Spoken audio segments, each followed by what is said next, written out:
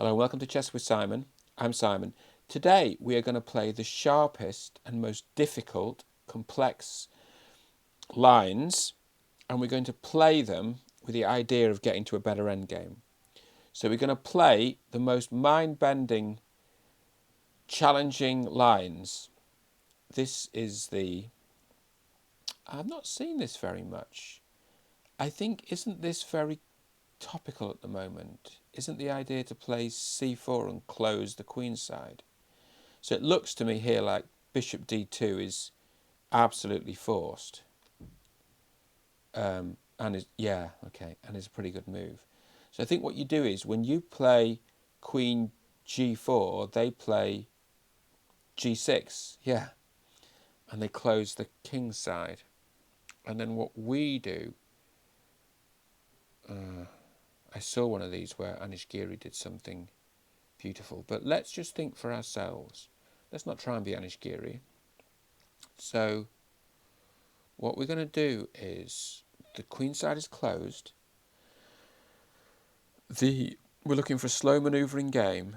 I think Giri lost the game. It was against Carlsen anyway, but Carlsen did something beautiful in the middle and basically trapped Giri's bishop. He got a massive grip on the light squares, I think, and I think the light square bishop was completely out of the game. Anyway, let's just look at what's going on. So Black's got some dark square weaknesses. We're going to develop. I assume the light square bishop's coming to e2. Where else could it go?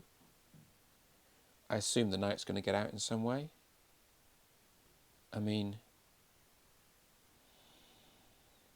I think they bring the knight to h3, don't they, in this line? That's my memory. And if that's my memory, I'm playing it. And then I think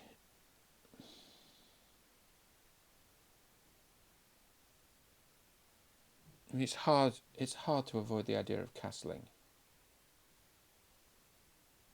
I think Carlsen is pioneering this line at the moment. He's had some great results with it. I'm not letting that intimidate me.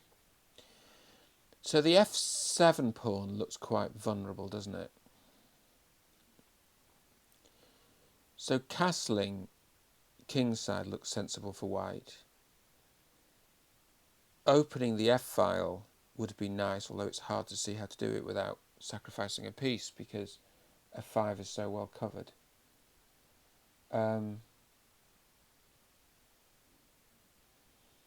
But also, getting the rooks to the queen side looks quite fun as well. I mean, if we talked about looking for a better endgame, what would a better endgame look like? A better endgame would look like, well, there's a backward f pawn, there's an open file, b file, where there might be some targets.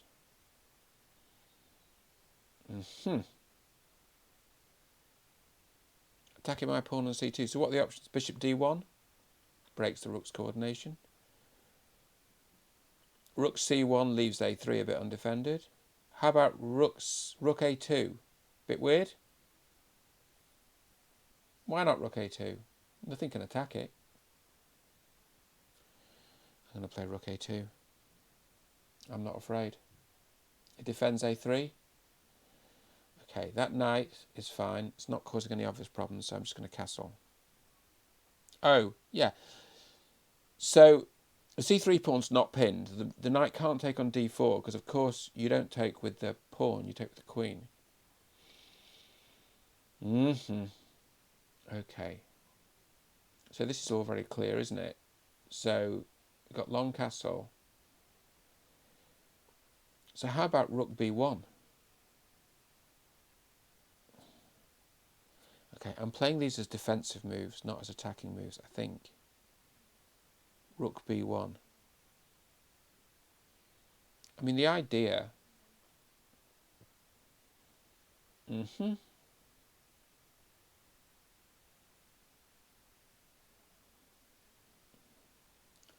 Okay, how's that queen going to re-enter the game? It's going to re-enter the game. Well, in the short term, attacking f7 is awkward. And then I think we're coming back in via c1 and b2. So what that means is this. and then the queen's coming in. You could kind of pile up on f7. I mean, how about this? What's wrong with that? Because also we got a threat of taking on e6. Okay, so that manages to parry both.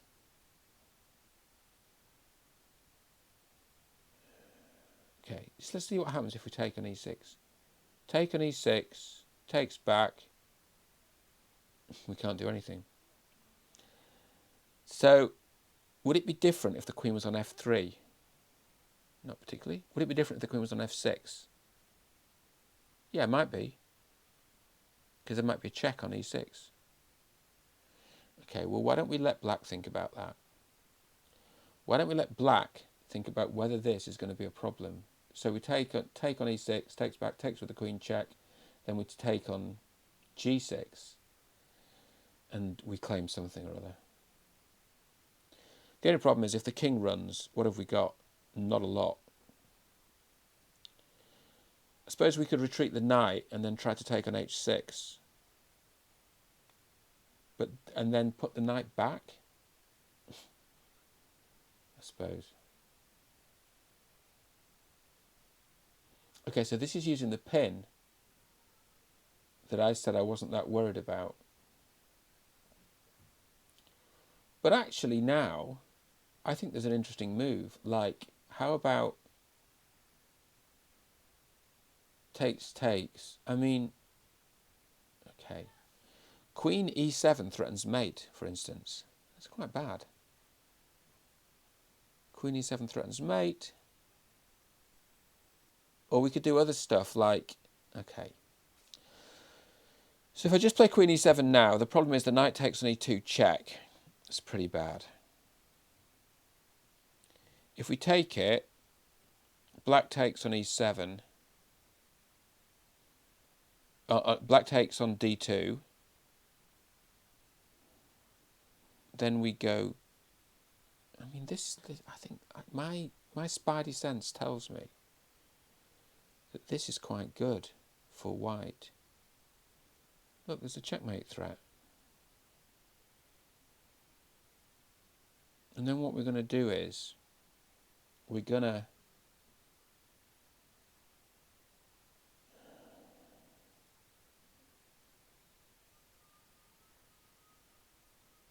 okay, so that stops the immediate checkmate threat.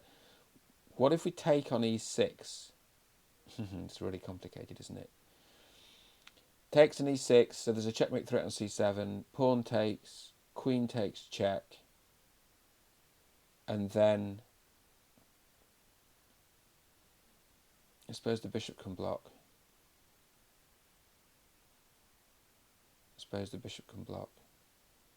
So do we play bishop f1? Something like that. And just say the game goes on. Bishop f1. Do we?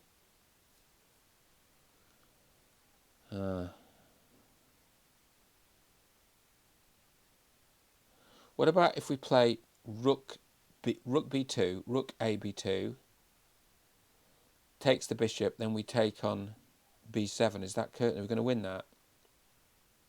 Bishop takes, queen takes. It's incredibly risky, isn't it? Should we just believe? Just believe. I believe. Oh, so quick. Okay.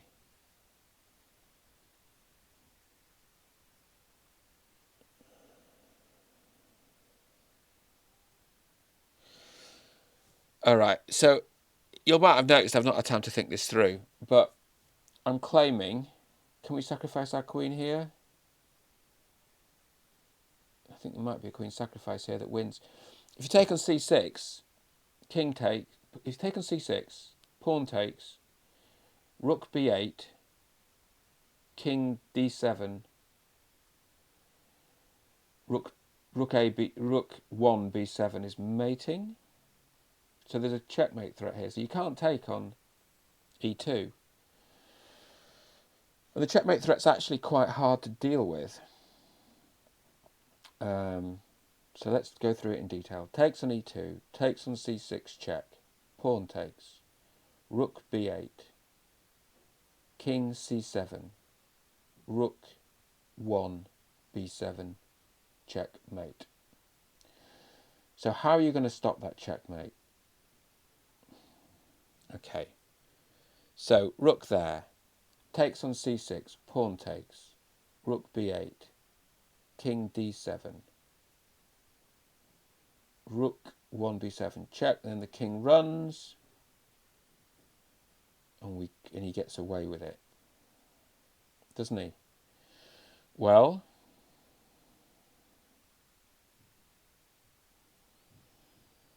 I suppose what we can do, since we've got to make a decision, is play this. And the idea now, party people, is to take on b7 and the bishop's pinned. So if black chooses to take on e2, we're going to take on b7. And it's not a bad move, because the bishop's then hanging, very hard to defend, there's checks on the back, it's all very complex. We can also take on a7 at some point and then take twice on b7, which looks pretty good. So how is black going to stop me taking on b7? Well, I'll put it this way. King b8 doesn't work, because then you take on c6. Rook d7 may work, and then I'm going to take on a7. But that's all right for black. The only problem is you've got a killer check on a8, which wins a rook in the corner. So actually, rook d7 takes on a7 isn't great for black. Oh, a knight. A knight, my kingdom for... Was that a knight? Well, that was hardly in the spirit of mutual cooperation, was it? Okay, let's claim that I expected all of that. Now what? How do you defend that bishop, my friend? How do you defend that bishop? Yay! Is that really winning? Oh, look, it's mate in 4. You see, that just shows you how analytical... I saw it all, obviously. You can tell I didn't. Chess is a funny old game, isn't it? So, let's have a look at the analysis. But well done, black, knowing that was checkmate so quickly. I wasn't quite that clear. I just sort of... Okay. I'm not going to do it in this video, but there are a few Carlsen games I think might have been played in the World Rapid and Blitz, as my memory, in this line. Okay, was rook a2 a good move? It's all right. Castle, long castle, good move. Rook b1.